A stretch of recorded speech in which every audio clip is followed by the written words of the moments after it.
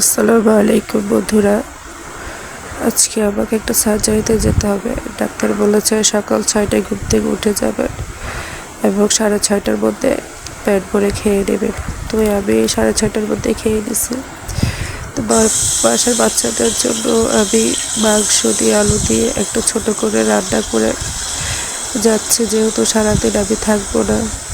আমার বাচ্চারা কী খাবে, সাথে আমার খালাতো বোনকে ডেকে এনেছিলাম, ওইও কী খাবে। তো ওদের জন্য আমি ছোট করে মাংস দিয়ে আলু দিয়ে একটা তরকারি রান্না করে দিয়ে যাচ্ছি।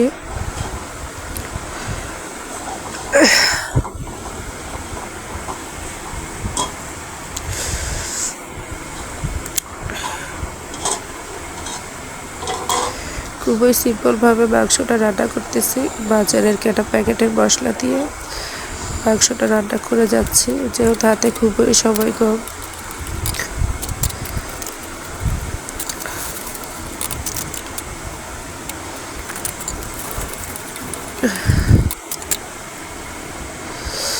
মাংসটা চুলায় বসে পাশাপাশি আরও কিছু কাজ করছি। আমি মাংস চুলায় বসে গোসল গাছলও করে নিছি, ঘর দুয়ারও ঝাড়ু দিয়ে নিছি।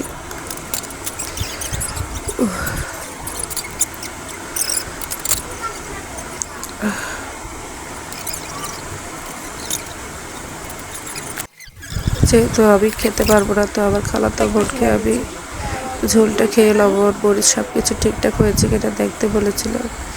এদিকে আবার যাওয়ার সময় আমার বাচ্চা দুটোটা খুবই কান্না করতেছে, তারা আমাকে একটুকু যেতে দিতে চাচ্ছে না। আমিও মা হিসেবে বাচ্চাগুলোকে সারাদিনের জন্য রেখে যেতে ভালো লাগতেছে না, খুবই মায়া হচ্ছে বাচ্চাদের জন্য।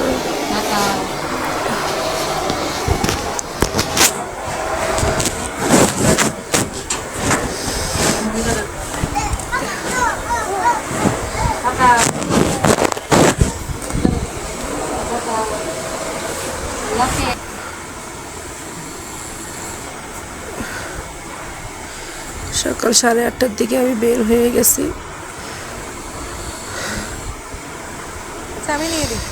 বের হয়ে যেয়ে আবার ফিরে আসছি।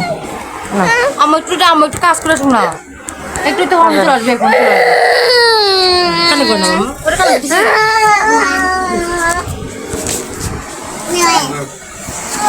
না আমার মেয়ে ভালো যাবাই সেটা না বড় ছোট বোন আছে না তোমার ছোট বোন কেন করছে খেয়ে নিও